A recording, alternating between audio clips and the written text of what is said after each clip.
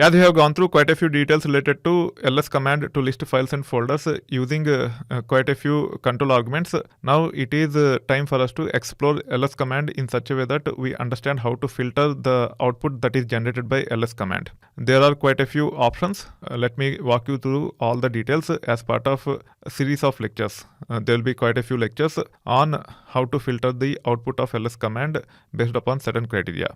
It is very, very important for you to understand it, because it doesn't make sense for you to just run a particular command and go to the output to filter. For example, let me go to home directory here, then let me go to data folder. Now I can say ls-ltr. It have quite a few folders in this. Now I want to see a particular file which have md extension in this list. It doesn't make sense to run ls-ltr command like this and go through each and every folder and file to see which contain md extension. For this list, it is easy, but if you have too many files, it is not that easy. It will waste your time. You should be able to filter all the files with md extension. In the same way, you might want to get all the folders which start with hr or nysc.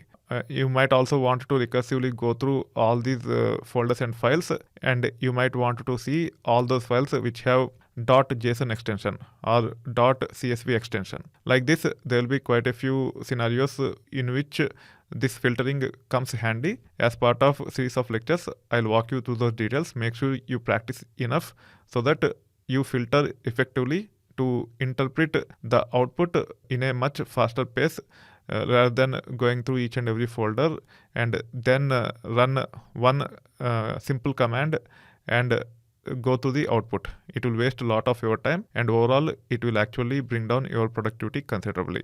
Let's go to the details about how to filter the output that is generated by ls in the pursuit of filtering out the information that is provided to us as per our requirements. Many times my courses are underrated because I don't give too many activities for the students. There is a reason for that.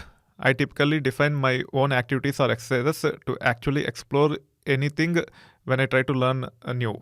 That being said, I will just give you some inputs where you should be able to leverage your own Windows system and the files on those Windows system to actually learn more and more about ls command and also other Linux commands eventually. This is primarily for those who actually set up Ubuntu based virtual machine on top of Windows, where the Windows system is used on regular basis to watch movies, to download songs and listen to songs, so on and so forth. Let's go to the details about how to access the files and folders on Windows using commands such as ls. Then you should be able to define your own exercises based upon the files and folders you have in your Windows system by just navigating those directories which contain the files and folders. If you recollect, if I run wsl command once the Ubuntu based virtual machine is set up on top of Windows, it actually takes us to a special directory, which is nothing but this one. This is nothing but Windows home directory. This is not the Ubuntu virtual machine home directory. In this case, Ubuntu is set up using WSL. This is the directory where it have landed. Now, if you want to relate this to your Windows folder, all you need to do is you just ignore this /mnt. You don't need to worry too much about this /mnt at this time. You have to start from this C. This C is nothing but C drive. In C drive, you have users folder. In users folder, you have itversity. This is the Windows home directory, and you have landed in Windows home directory when you use WSL command to get into Ubuntu based virtual machine that is set up on top of Windows using WSL. Now I can scroll down. I should be able to click on this file explorer. To navigate this, I can actually go to this PC. You can see the main drives here. I have only one, which is nothing but C drive. Also I have D, but it is for temporary storage. Depending upon how you set up, you might have multiple drives like this. In this case, we are talking about C drive only because you see there is C here, then users, then itversity. This is my home directory based on the user I have used to log in. I have logged in into this Windows system using itversity as user. Now you can see that there are several folders and files. You should be able to get the details of those folders and files by running ls-ltr here. And if you compare the output, you see a lot more additional details. Some of the things are hidden on Windows, whereas on Linux, it is actually listing everything. I don't recommend to break your head around this. Just ignore. It is not that useful to understand the difference related to this output. But keep in mind that whatever you are seeing here is visible here as well. Now, you might have organized your pictures or photographs and also the songs and also the movies in a particular way. You can actually go to that folder and you should be able to run commands such as ls-ltr to list the files and folders in that specific folder. For example, let's assume that there are several movies under videos folder. I can go to the videos folder. Now I'm in the videos folder. Now I can say ls-ltr to see if I have anything here. As of now, I don't have anything.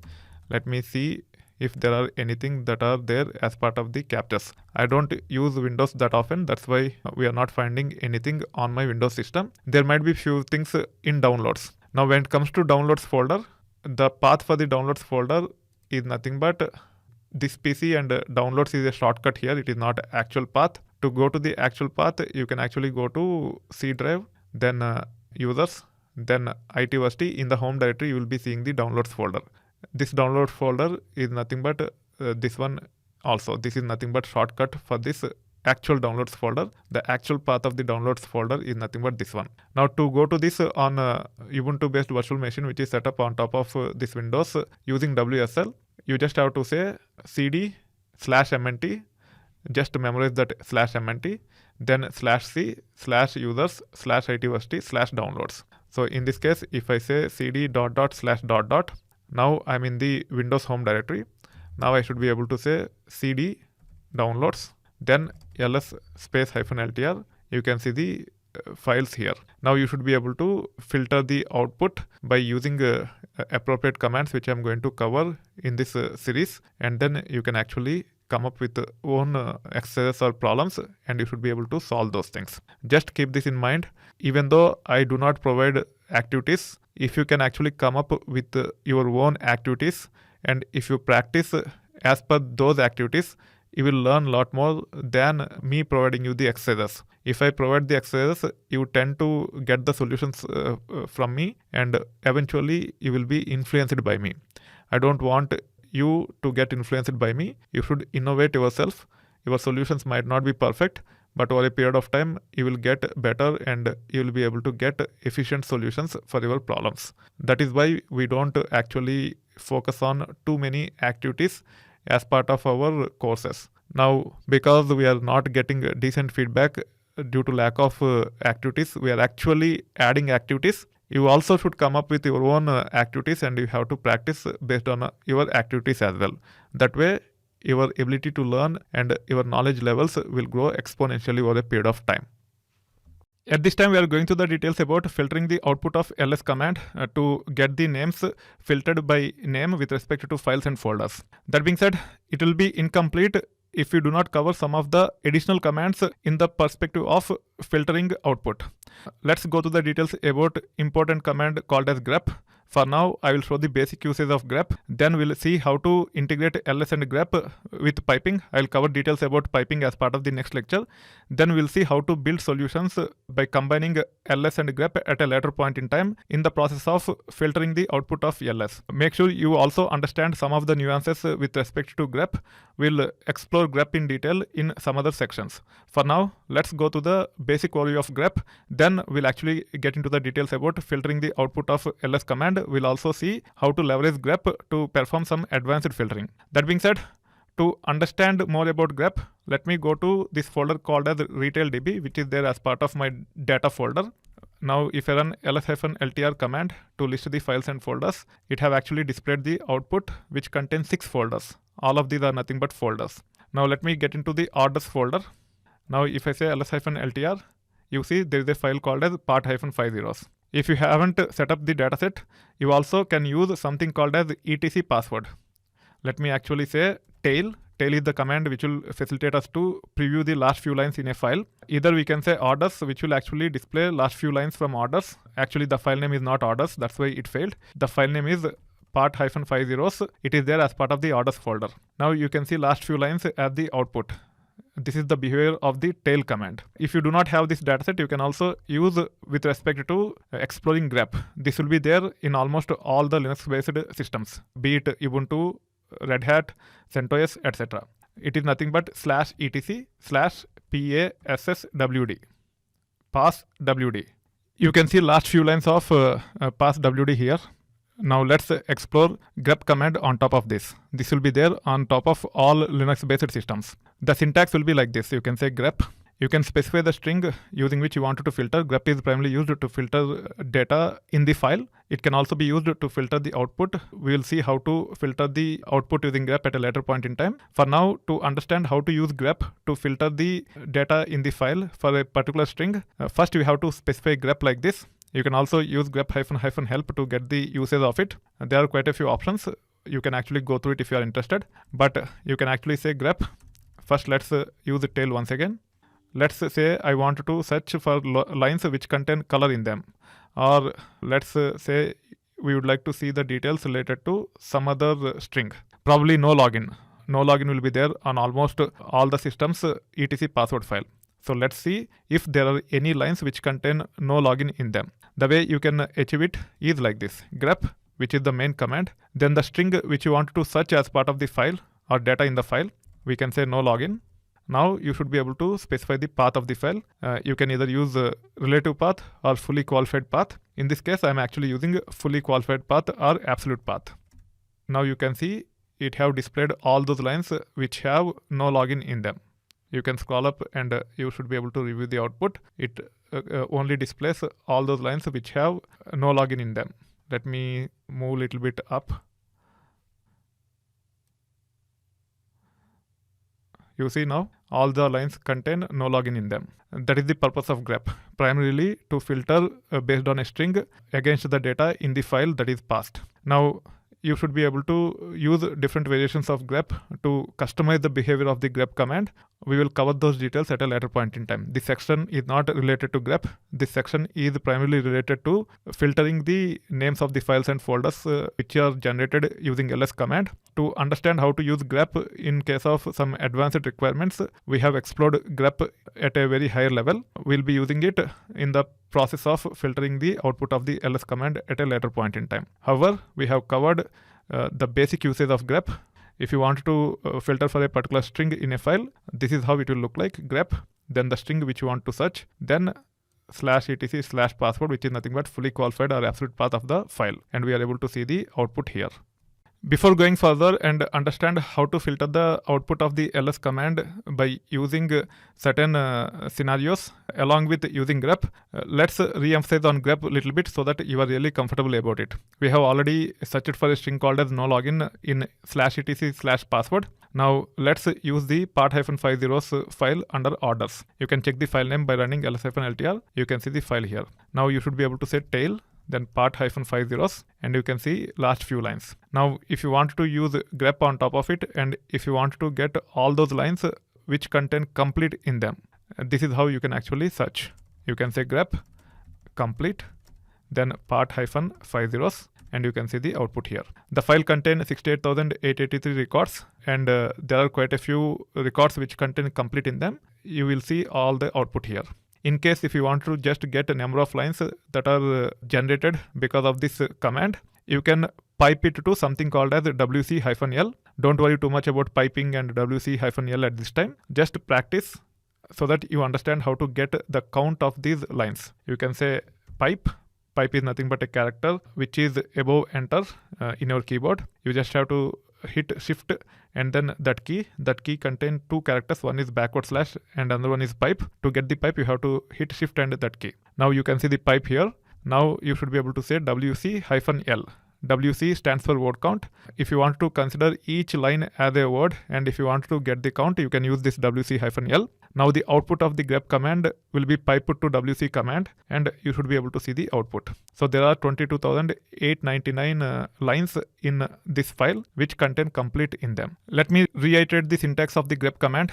It is nothing but grep, which is nothing but the main command. Then the string which you want to search from the file, which contain data with this pattern. then you can actually specify the path of the file. It can be relative path like this, or it can be fully qualified path also. Once you run this, you should be able to see the output which matches this criteria in the file. Now, if you wanted to get only those lines which not only contain complete but also closed, let's first see if we have lines with closed. For that, I'm saying grep, then closed. Let me remove wc-l so that we can see the output and confirm that it actually displays the lines which have closed in them.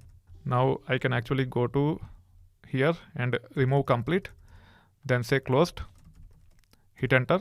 You can see that there are a bunch of lines which have closed in them. We can actually pipe the output to another command called as wc-l to get the number of lines which contain closed. You can see that there are 7,556 lines which contain closed. Now, if you want to get all those lines, whether they contain complete or closed, then we have to improvise on top of it. grep facilitates a simpler way to actually even perform OR conditions to actually get the desired output. So in this case, you just have to say circular brackets like this, and then pipe here, then complete. Now we can hit enter. There is syntax issue. I think we have to escape these characters, or we can actually use something called as egrep.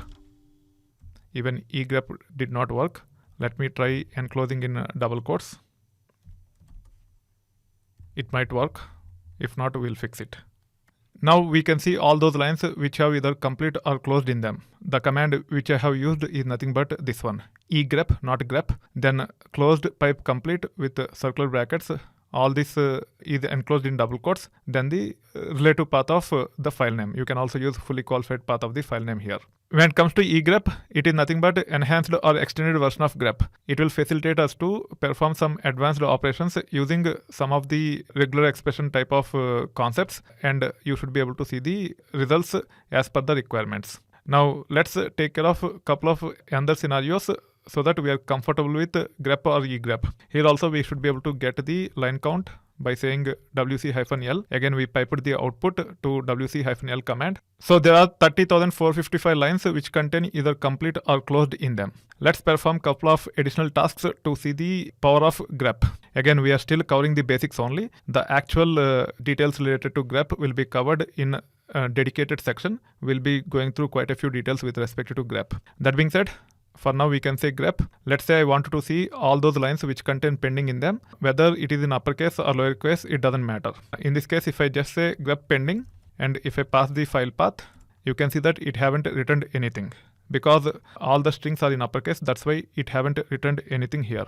Now if I say I stands for insensitive, case insensitive. So it will actually match without considering the case. Now if I say grep-I, you can see that there are quite a few lines which contain pending in them. You should be able to get the count by saying pipe wc-l. And you can see that there are 22,640 records which contain pending in them. However, there are multiple strings with pending. One is pending, second one is pending underscore payment, so and so forth. Now let's say I wanted to get only those lines which contain pending but not anything after pending. After pending, there is end of line character. End of line is represented by $ in Linux. Don't worry if you could not digest at this time, but keep in mind that $ represents end of line. So in this case, I can say grep-I pending $, and then I can actually run like this. You can see the output says only 7,610. If I remove pipe and wc-l, you can see that it have returned only those lines which have pending at the end. After pending, there is no other string.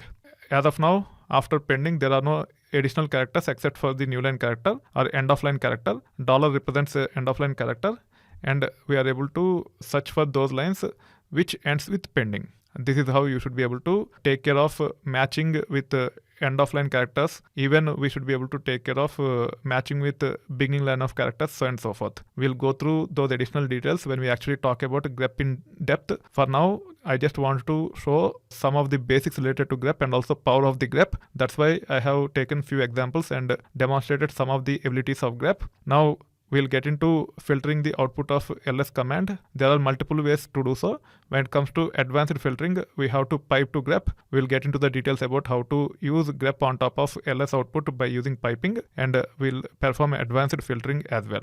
At this time, we are going through the details about filtering files and folders in Linux file system. Already we have gone through the details about ls command with several control arguments, and also we got an overview about grep command. Also, we have seen few examples related to pipe. Now let's get an overview of pipe so that eventually we will see how to combine ls and grep to actually filter the output of ls command with advanced criteria. That being said, let's go to the details about pipe. Already we have seen quite a few commands. One is ls-ltr, which will actually give us the details about the files.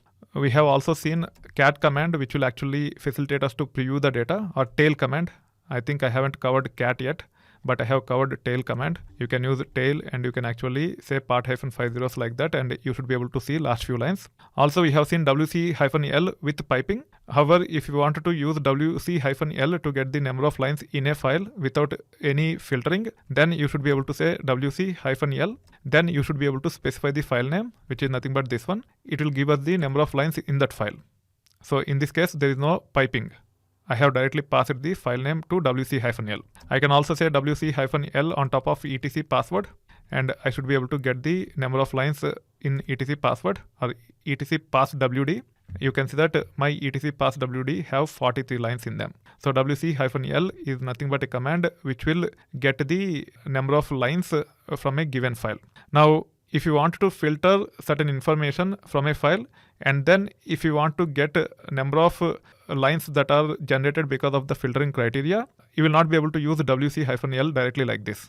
To filter, you have to use a command called as grep. To get word count, you have to use wc command. With -l, you should be able to get the line count. Now, the output, which is nothing but filtered data, has to be passed to wc-l command, and you should be able to get the desired result, which is nothing but the number of records that are matching the filtering criteria. That's where piping comes into picture. If you want to process the output of one command with another command, then we use piping. Pipe is nothing but a character that is there above your enter key in your keyboard. There are two characters in them. One is /, second one is pipe. You have to hit shift and that key, then it will actually get you the pipe. Now, as I have mentioned to you earlier, I can actually grep for complete in this file called as part-5 zeros. Then I should be able to say wc-l. In this case, we are not going to pass any file because we are actually piping the output of this command to this command to get the line count, and you can see the line count here.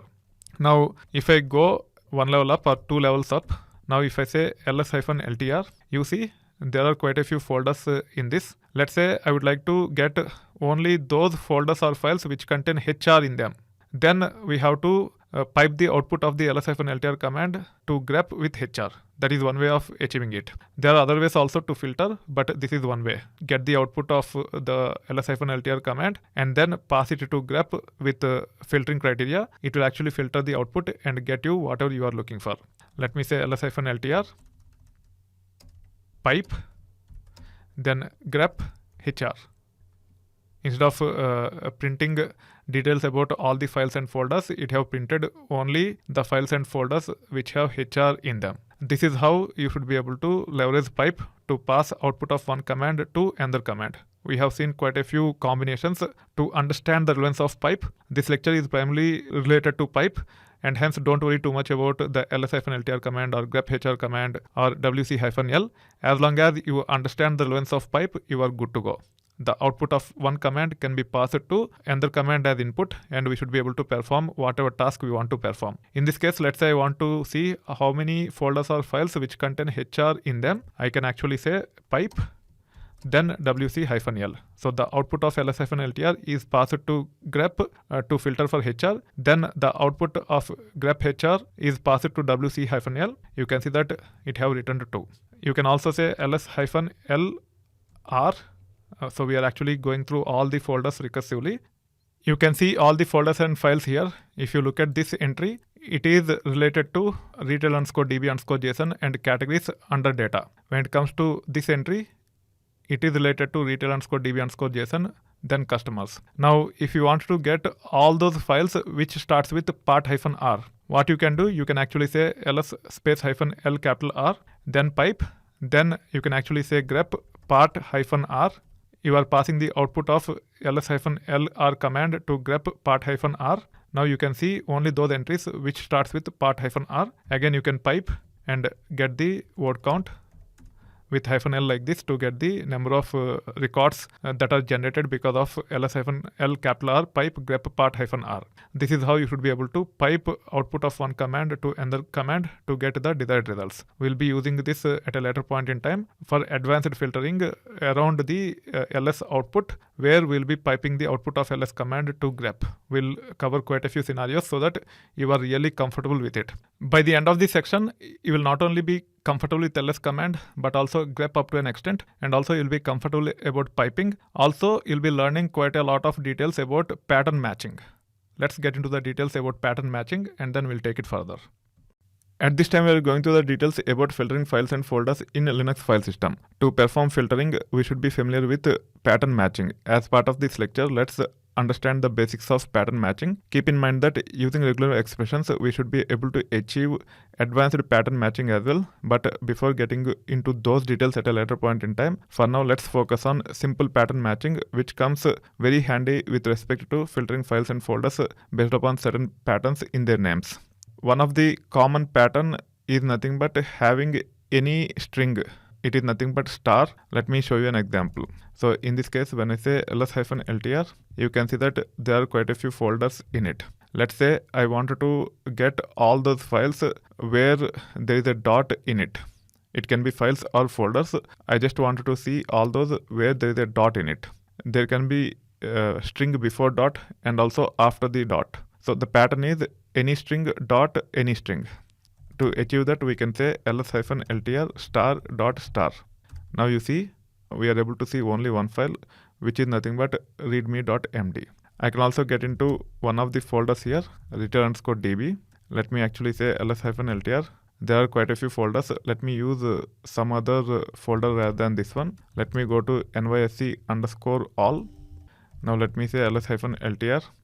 Now let me get into nysc_data folder.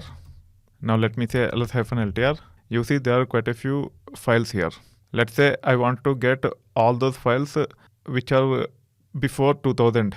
For that, I should be able to say nysc_1 star or 19 star. Either of them will work for that example. I can actually say nysc_19 star. You can see the files that are there before nysc_2000. These are the files that are related to the years 97, 98 and 99 in 20th century. That being said, this is a very basic way of using patterns. However, there are quite a few other patterns also. For example, let's say I would like to get the files with only 2 characters in between after nysc_19, then dot, then whatever string that is there. So I should be able to say ls-ltr nysc_19 to match one character. We should be able to use question mark. So this will be matching one character. It can be anything here. Then another question mark, another character which can be anything. Then we can actually say dot, then star. If you want to get those files with some extension after 2 characters after nysc_19. Now you see, you are able to get these 3 files. This is how you should be able to leverage pattern matching to filter the files. We'll be seeing quite a few examples as we go along. For now, I have given an overview about pattern matching as part of this lecture. Now, let me actually go back to the data folder, cd ... to go to the parent folder of the nysc_data, then slash, then again ... to go to the grandparent folder of nysc_data, which is nothing but data. Now you can see that we are in the data folder. Let's run ls-ltr. We should be able to see all the folders. If I try to get the list of directories or files which starts with nysc, we should be able to use this approach. However, as we are applying patterns on top of directories, instead of listing only these 2, it will actually go through the contents of these folders and it will display the output based on the names of the folders and files in those folders. Let me run this so that you understand what I'm talking about. As part of nysc folder, there are 2 files. One is company list _noheader.csv, another one is nysc_data.tar_gz. When it comes to nysc_all, there are 2 folders, nysc_stocks and nysc_data. What I'm trying to convey is when we use patterns, if it actually result in folder names, it will actually go through the folders and it will actually display the contents of the folders. This is the behavior when it comes to using ls-ltr command with patterns like this, where the patterns are applied on top of folders. Keep in mind that even though I have demonstrated using ls-ltr command, the patterns can be used with several other commands as well. Now, if you wanted to get only the folder names and file names which have NYSE in them, one of the ways is to use ls-ltr, then pipe it to grep, and as part of the grep, you should be able to filter for particular string. Let me demonstrate here. ls-ltr, then pipe, then grep NYSE. Now you can see that it haven't gone into these folders to get the file names and folders. It have just listed these folders. Even if there are files in this folder with NYSE in them, it will actually show even those files. This is how you should be able to get started with pattern matching. We'll be using quite a few examples over a period of time where you will see quite a lot of usage of pattern matching. As part of this lecture, let's get an overview of WC command. WC stands for word count, and it comes handy when it comes to validation of our shell commands or shell scripts. That being said, already we have seen few examples earlier. In this lecture, I will give you a broader view about WC so that you understand the purpose of it. Also, you should be able to use it as and when it is required. That being said, to get the usage, you can just say WC space -- help. As any other Linux command, you should be able to get the usage of WC as well. You can actually read through the details to understand what this command is about. Also, you can review the control arguments here. They are nothing but -c or --bytes, both mean same thing, -m or --chars, -l or --lines, so and so forth. That being said, now let me actually go to a folder, in this case retail_db. Now there are quite a few folders in this folder. I can say ls-ltr. You can see quite a few folders. Now let me go to orders. Let me say ls-ltr. You can see that there is one file. I can actually say wc*. If there are multiple files, it will actually go through all the files and it will give us quite a few details. Let's see what all details it gives. It have given the file name here. Then it have given the number of lines in the file, number of words in the file, and also number of characters in the file. These are the details which we got here. If you look at the data in part -50 under orders by saying tail or cat or head, I would recommend you to use either tail or head to just preview some of the lines rather than going to the entire file. You can see how the data look like. There is a new line character after each and every entry. Considering it is able to get number of lines, and you can see the number of lines here. Here you are seeing words. In this case, it have considered the spaces here for the words, and it have given us the number of words. So it have considered this as one word in this line, and then it have considered this as another word in this line. That is why you are seeing 137,766, which is nothing but 2 times to this number.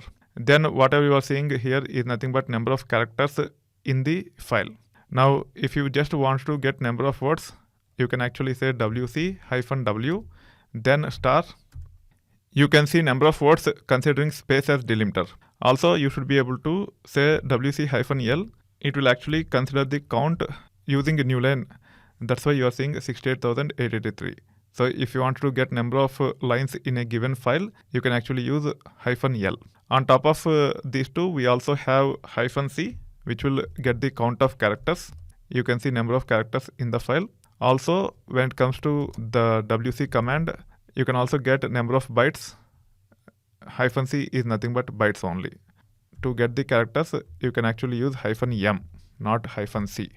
You can see number of characters. In this case, number of characters and number of bytes are same with respect to this file. Now, I should be able to use patterns. Let me go to parent folder of orders. Now I can actually say wc-l, then */*, which means all the folders and all the files in those folders. Now let me hit enter. You can actually see the details about number of lines in each of the files matching this pattern. When it comes to this file under categories, there are 58 lines. When it comes to this file under customers, there are 12,435 lines. When it comes to this file under departments, there are 6 lines, so on and so forth. You can also get number of characters by saying wc-m. In this case, even -c should yield the same results. Also, you can see that after going through all the files and getting the number of characters, you can also see the total number of characters as output here. there is no file by name total, but we are able to see the number of characters in total considering all these files that matches this pattern. In the similar manner, you can also see the total number of lines considering all these files that matches this pattern. That being said, as we have seen earlier, we can also pass the output of commands such as ls-ltr to wc command to get the count. Now in this case, let me go one level up. Then let me go to nysc_all folder. Now let me say ls-ltr. Let me go to nysc_data folder. Let me say ls-ltr. Let's say I want to get total number of lines when it comes to the output. I can actually say ls-ltr, then pipe, then wc-l. You can see that it is saying 22. It includes this. If you wanted to filter out, you just have to use the ls-ltr command, then star.txt.gz, then let's say pipe wc-l. It might work or it might not work. Let's see. It is working. Now you can only see 21. You can also validate by saying ls-ltr pipe grep nysc. If the line contain nysc, then only we would like to get, otherwise we don't want to get. We can actually say pipe and then wc-l. You can see it have returned 21. This is how you should be able to use wc-l on top of the output of other commands such as ls-ltr. That being said, as we got an overview about wc, we'll be using it as and when it is required to validate whether the data in the files or the output of certain commands. If you want to get a number of words or number of characters or number of lines, in most of the cases I'll be using -l because I want to compare against number of lines. Often I might use w also to get number of words. At this time, we are going through the details related to filtering files and folders in Linux file system. In this lecture, I'll give you an overview about find command. Find is the most effective command I typically use when it comes to troubleshooting or debugging issues. I'll be covering quite a lot of details with respect to find over a period of time. For now, let's focus on getting overview about find command. The syntax of find is nothing but find. If you want to get the usage, you can say find -help. You can hit enter. You should be able to see the usage. The important details which I would highly recommend you to go through are nothing but these ones. As part of the tests, you have control arguments such as amin, anewer, atime, cmin, cnewer, ctime, empty, fstype, gid, group, il name, so and so forth. The most common ones which I use are nothing but -name. It will facilitate me to find the files based upon the name. -type. Let me check where the type is. It will facilitate me to get the files or folders based on the type. Also -size. It will facilitate me to get the files based on the size. Also mtime.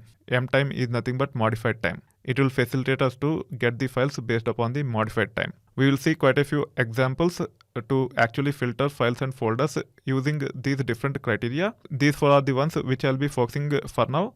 Depending upon your requirements, you can also consider using other arguments. To go to the help on top of find command, let me go to the parent folder here. Let me start my Jupyter lab so that I can actually use Jupyter lab to demonstrate. Otherwise, it is not very friendly for me to scroll up and down to go through the uses of the find command. In this case, I have set up Jupyter lab as part of the Python virtual environment called as lvenv. Let me activate it. Now let me say Jupyter lab. It will take care of launching Jupyter based environment for me. It will just start the Jupyter lab server. I just have to copy paste the URL in the browser and then I should be able to start using it. Now let me copy this. Let me go to the browser. Let me maximize this. Let me paste. It is not copied into the buffer. I need to make sure it is copied into the buffer. For that, let me go to the PowerShell. Let me hit enter. Now let me go to the browser. Let me paste. Now the Jupyter lab is launched in the browser. Once it is completely up, we should be able to see the help on find the way we have seen help with respect to ls earlier. I can actually say find like this, then run it. I should be able to see the complete details about the find command. When it comes to the syntax of the find command, there are quite a few other type of arguments which you can actually use to control the behavior of the find command. After those arguments, you can specify the path. after the path, you can actually specify expressions. Whatever we are seeing here comes under expressions. So those will go after the path. Now let me show you an example so that you understand what I'm talking about. I'll be using a very simple example for now. Later we'll see quite a few examples to actually get the details we are looking for. In this case, I'm now closing this. I don't need this. I just wanted to show you the usage of find command using better interface because I'm not able to crawl up and down that easily. Now I have to kill this. I have hit the Ctrl C, then it have prompted me whether I would like to shut down. I have said Y, then the Jupyter Lab environment is killed or shut down. Now I should be able to go to the details about find command. Let me deactivate this virtual environment. Let me go to the data folder. It is not mandatory to actually deactivate virtual environment to run the commands, but just in case I have deactivated the virtual environment. Now I'm in the data folder. Now let's say I would like to search for any files that end with CSV in this folder recursively. As part of the data folder, there are quite a few folders and file. The file is nothing but readme.md. Then we have several folders. I just wanted to go through all these folders and get all the files which ends with CSV. Now I can say find, then dot means present working directory or current working directory. I would like to check the files by name, and hence I can say hyphen name. Then I should be able to say star.csv. I'm passing the pattern here. It will actually search for all those files which ends with .csv, and you should be able to see the list of files which ends with .csv. Like this, you should be able to get details about files and folders using this very powerful find command by passing different criteria. We'll see quite a few examples as we go along in this sectional module as part of this course.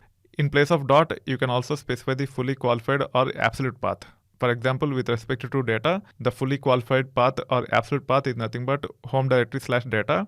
Home directory can be represented using tilde. I can actually say find tilde / data, then hyphen name, star.csv. You can see the list of files which ends with CSV here. Now let's go through some examples where we can leverage find command to filter files or folders. In some cases, we can either use ls command or find command to filter files or folders. In some cases, we can only use find command. Keep in mind that ls is for listing files and folders with limited capability to filter using patterns, whereas find is meant for filtering files and folders. When it comes to filtering, it is better to use find over ls. But for simple filtering, we can also use ls command as an alternative. Let's go to the example so that we are comfortable with find or even ls wherever the filtering based on names of the files and folders comes into picture.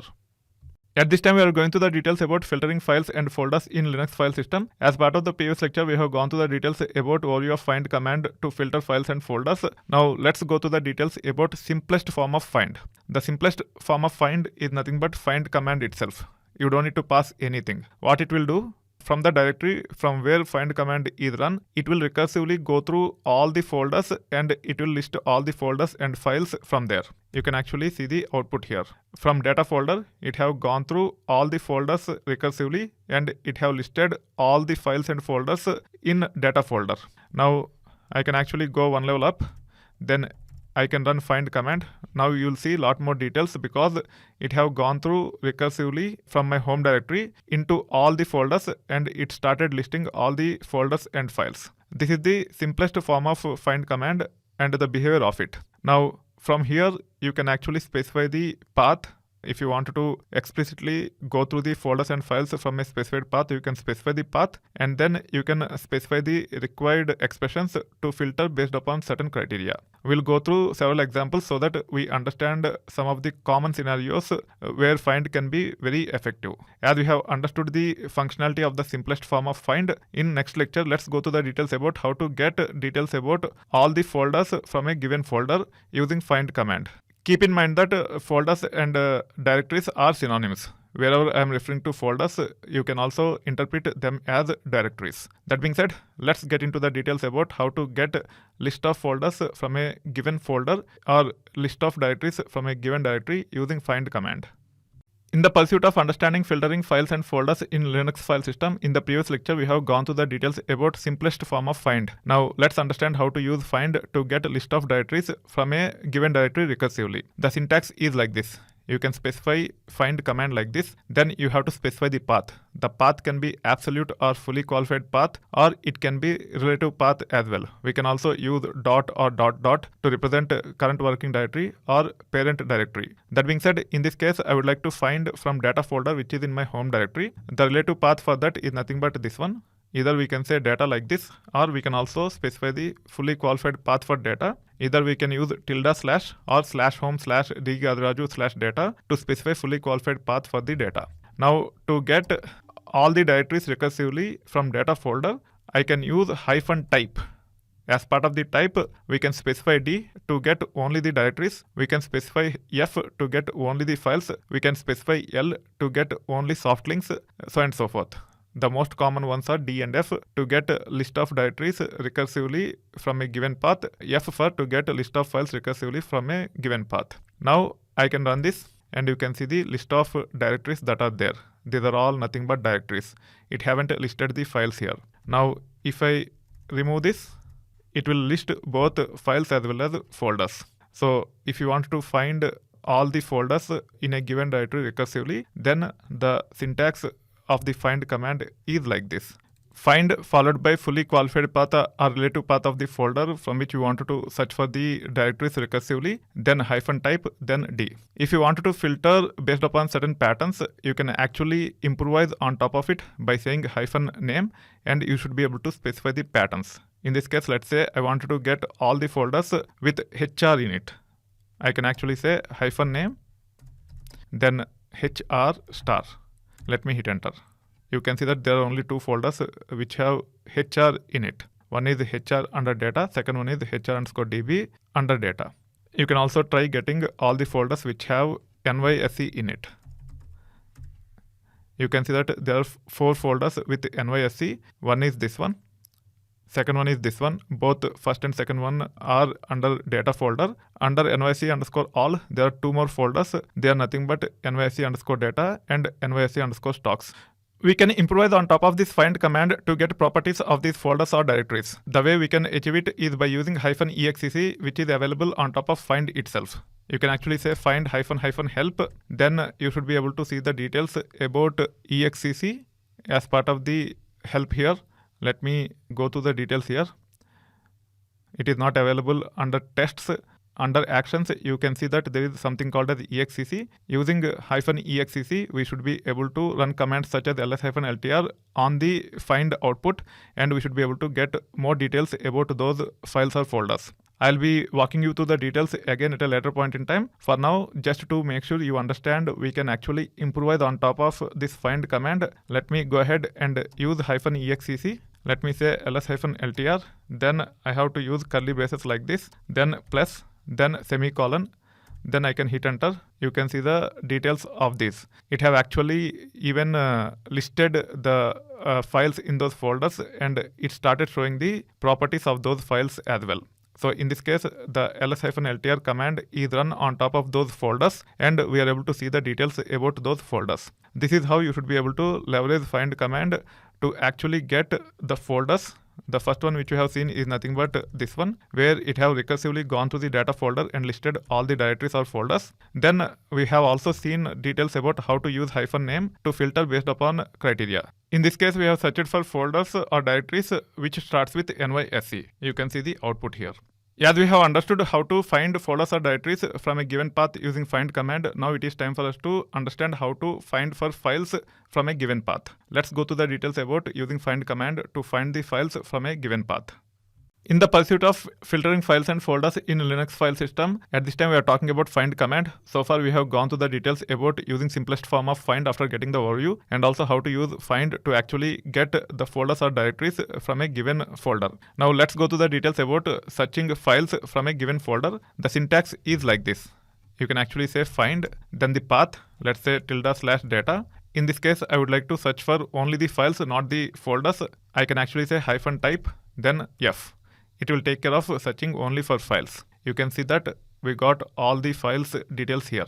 Now, instead of getting all the files, let's say you want to get only those files which ends with CSV or with CSV extension, which means we should be able to use -name on top of -type F, and then I should be able to say *CSV or star.csv. You can see that there are only 3 files which ends with CSV or with CSV extension.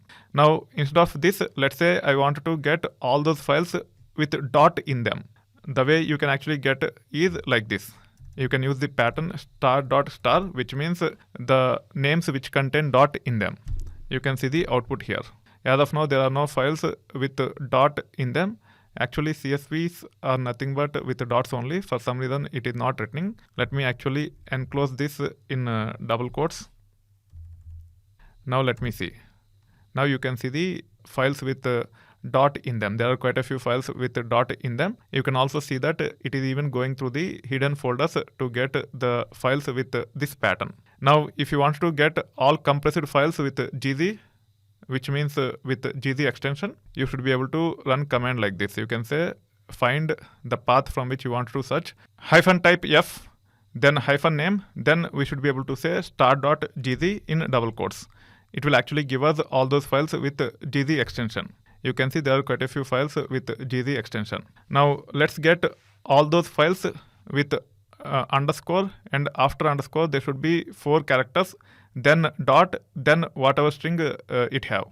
For that we should be able to use pattern like this.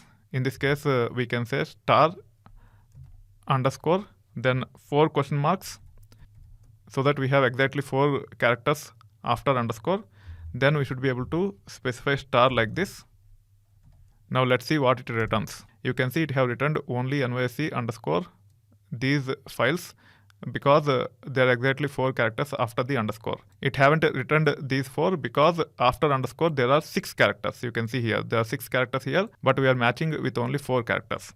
To get these files, we can actually say either star underscore fy, fy stands for financial year, and then run it to get only those 4 files. Also we can actually say star underscore 6 question marks and then dot star. We should be able to see the files with lca underscore 6 characters dot csv dot gz, or whatever string it have, it doesn't matter. We should be able to see those files. As of now, only 4 of these files match that criteria.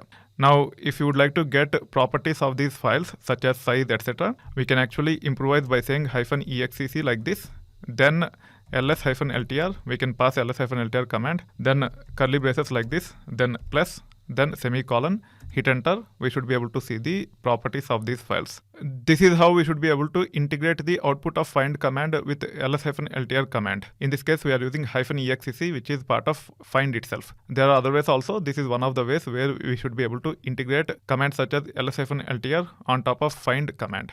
That being said, let's also go to the details about searching for the files based upon the timestamp or size. We'll be going to those details as part of the subsequent lectures in this section.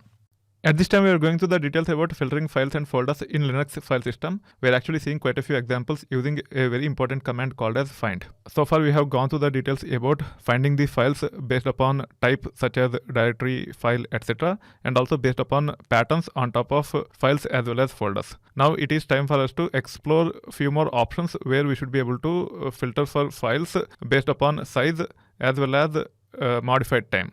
But before going through those details, let's get an overview about some important directories which we typically see in Linux.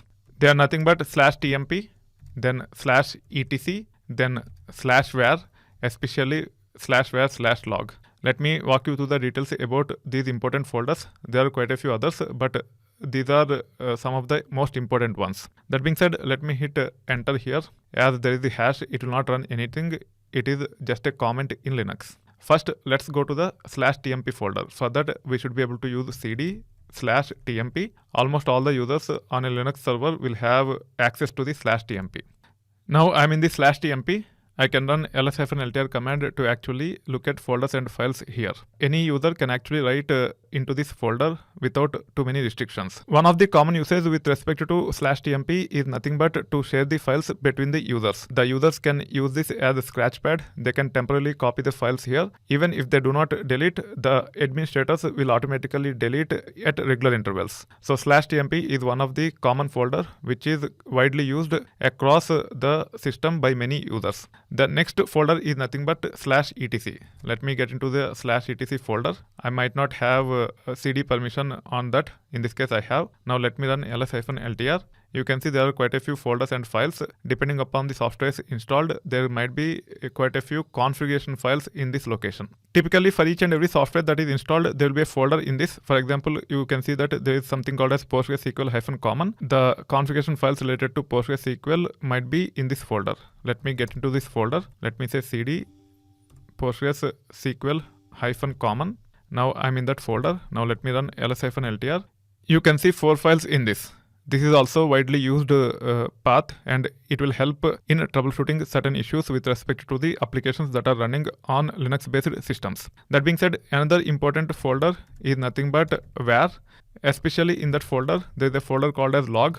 Every user of Linux system should be familiar about this folder. For each and every application that is running on this system, typically there will be log files. There will be a subfolder in this. As part of that subfolder, there will be log files. For example, I have installed PostgreSQL in this. There is a folder for PostgreSQL. I should be able to get into this folder to see the logs related to PostgreSQL. Now let me go to PostgreSQL here.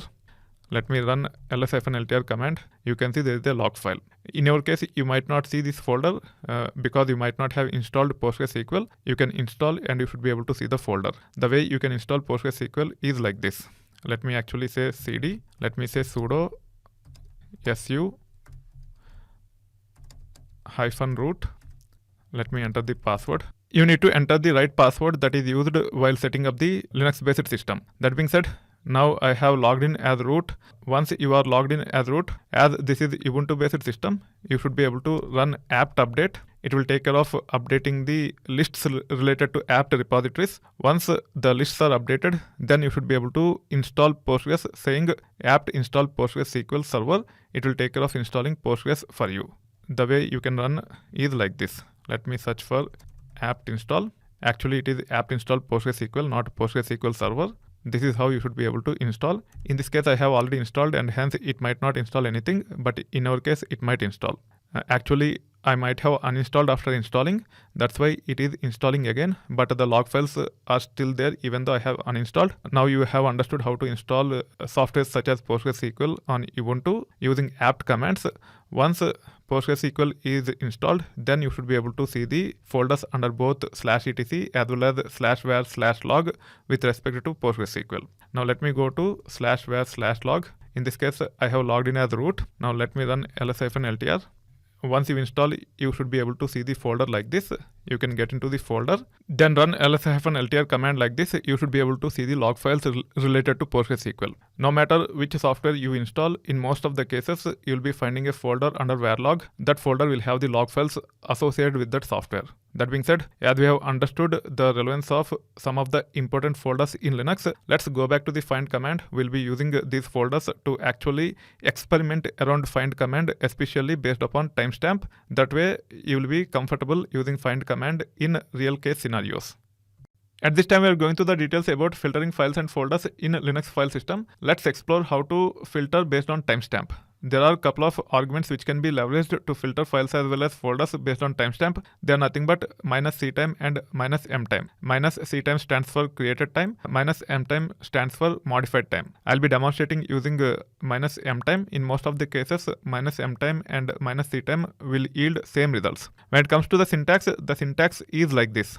Find, then you can actually specify the path. If you want to use relative path, you should be able to say dot here. It will only search as part of PostgreSQL. If you want to search for all the log files under /var/log, you can also specify either find dot like this, which is relative to current folder, which is nothing but varlog, which is nothing but parent folder for PostgreSQL. Or you can also specify fully qualified path by saying /var/log. Also keep in mind that when you try to explore find command against varlog, make sure you log in as a root account, not your regular user account. With a regular user account, you might get into permission denied issues with respect to some of the folders and files. That being said, find /var/log, then you can actually say -type f to get only the files. Then you can actually say -m time.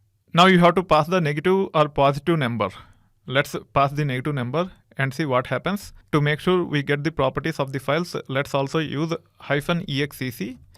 Then I can actually say ls-ltr, then curly braces like this, then plus, then semicolon. We should be able to see the properties of the files to understand the behavior of -mtime -1 or -1. Now you can see the list of files here. All the files are updated in last 1 day. You can actually say date here. Today is April 18th. At this time, the time is nothing but 6:10. From this time, in the past 24 hours, whatever files that are modified, those are the files listed here, which means -1 means get me list of files that are modified in last 1 day. It will also return the created files in last 1 day. Now, if you use +1 instead of -1, it will give us the files which are older than last 1 day or last 24 hours. In this case, +1 or -1 represent older than 24 hours or last 24 hours. -1 means last 24 hours, +1 means older than 24 hours. Now you can actually check the files. You can see that it have returned the files which are older than 24 hours. This is how you should be able to use -mtime to get those files which are modified in last 24 hours or older than 24 hours. You can also specify +2 to get those files which are older than 48 hours or 2 days. You can compare the output and confirm. However, I don't have any files which are modified between 1 day and 2 days. That's why I'll not be seeing any difference whether I use +1 or +2. However, let me increase +2 to +365. You can see that I have added +365 here. Now you can see that it is returning only 2 files. These 2 files are added or modified on April 23rd, 2020. This is how you should be able to leverage -mtime to actually get those files which are older than based on the passed number here, or which are modified within that number of days which is specified here. So in this case, if I say -365, except for the above 2 files, rest of the files will be displayed. You can see here. Now, when this +365 will come handy, many times when we actually deal with log files, we might want to delete all those older files which are older than a particular number of days. That's when this plus will come handy. When it comes to minus, typically we use -1 or -0.5 or -0.1 to actually get the list of log files that are touched in last 1 day or last half day or last 1 hour, and we should be able to narrow down to those log files that are being updated when we actually run certain type of applications. It will come handy with respect to troubleshooting the issues. Plus will come handy to deal with older files. Minus will come handy in troubleshooting the issues. Both are very effective. I use minus more often as developer. It will facilitate me to search for log files which are updated in last 1 day or last 1 hour, so on and so forth. Let's say I would like to see all those log files that are touched in last half day. For that, I should be able to say -mtime, then -0.5. Now it will only look for those files which are updated in last half day. I can also use -0.25 like this, which means it will only list those files which are updated in last 6 hours. I can also say -0.125, where it will only list those files which are updated in last 3 hours. You can see that the list of files that are displayed here is different from here. So these are the files which are touched in last 6 hours because we have 0.25. When it comes to 0.125, it means last 3 hours. These are the files which are touched in last 3 hours. You can also confirm by saying date. Date will return the current timestamp. The current timestamp is nothing but 6:17 a.m. on April 18th. You can see the timestamp for these files. It is nothing but 6:01 a.m. Whereas for these 2 files, it is nothing but 1:38. This is how you should be able to use -mtime to get the list of files based upon the criteria that is passed here. It can be older than the criteria that is passed here or within the criteria that is passed here. That being said, make sure you are comfortable with this. It will come handy in terms of troubleshooting the issues many times. At this time, we are going through the details related to filtering files and folders in Linux file system. We are going through the details about find command to filter files and folders based upon several criteria. One is by type, one is by name, especially using patterns, also by using time. Now it is time for us to explore find command to filter files and folders based on size. I'll be running the commands on top of files, but these are applicable even for folders. However, with respect to folders, we typically don't filter based on the size, but if you want, you can use. That being said, let me exit from here to go back to the original account, which is nothing but dgadiraju. Now let me go to the data folder. Let me run ls-lhtr to see the list of files and folders here.